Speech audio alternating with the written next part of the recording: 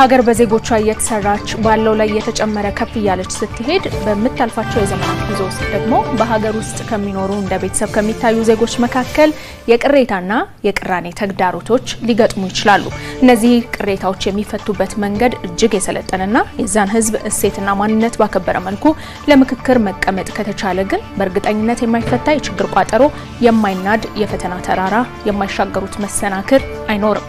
ይህ ደግሞ እንዲሁ ለማለት ያህል ብቻ ሳይሆን የሚነገር ሐሳብም አይደለም፣ በተግባር ተፈትኖ ያለፈ እውነት ነው።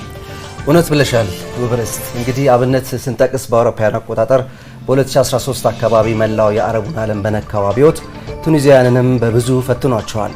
በእርግጥም የነገሩ መጠንሰስ ምክንያትም ሀገራቸው ብትሆንም ኋላ ላይ የተፈጠረውን ሀገርን የሚያፈርስ ከባድ ክስተት ቱኒዝ ያለፈችበት መንገድ ግን ዓለም አይዘነጋውም። አንድ ዓመት በፈጀው ሀገራዊ ምክክር ሀገራቸውን አተረፉ። የውይይቱ አስተባባሪዎችን በ2015 የኖቤል የሰላም ሽልማትን መወሰዳቸው አይዘነጋም። Norwegian Nobel Committee has decided that the Nobel Peace Prize for 2015 is to be awarded to the Tunisian National Dialogue Quartet. የኖቤል ሽልማት ኮሚቴ የ2015 የኖቤል ሰላም ሽልማት አሸናፊ ለቱኒዚያ ብሔራዊ የምክክር ኳርቴት እንዲሆን ወስኗል። ይህ በቱኒዚያ የዲሞክራሲ ሽግግርን ለማጠናከርና የፖለቲካ ቀውስን በሰላማዊ ውይይት ለመፍታት ላደረገው አስተዋጽኦ ነው።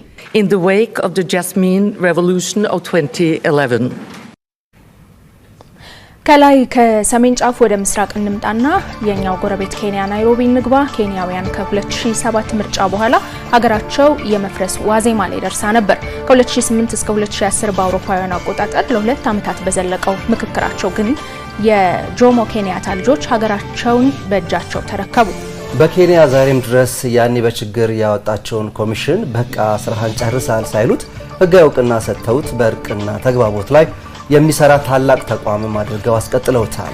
ጤና ይስጥልን ውድ የፋና 90 ቤተሰቦቻችን፣ ገና ከመነሻችን ተመካክሮ የሀገርን መሰናክል ተሻግሮ ሀገርን በምክክር መስራት እንደሚቻል አብነት መጥቀሳችን እንዲሁ አይደለም።